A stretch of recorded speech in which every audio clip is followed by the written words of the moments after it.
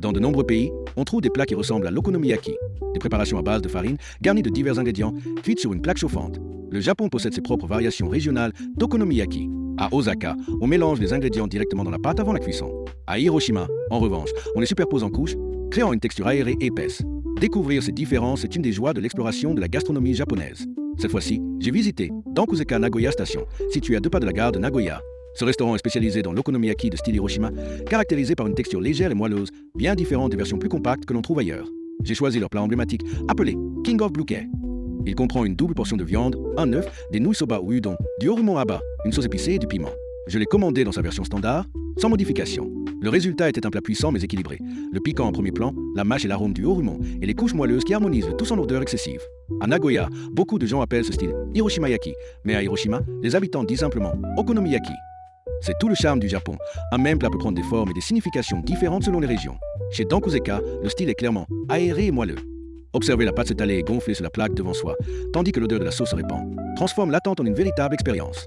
Je vais souvent seul et je préfère m'asseoir au comptoir. C'est là qu'on profite du spectacle vivant. Le crépitement de la pâte, l'odeur caramélisée de la sauce, le geste précis du chef qui retourne l'okonomiyaki à la spatule. Le repas devient une performance sensorielle complète, pas seulement une dégustation. Voilà pourquoi le comptoir est si spécial pour ce type de cuisine. Le prix est d'environ 1600 yens. Ce n'est pas bon marché, mais raisonnable si l'on considère la taille, la double portion de viande et les abats inclus.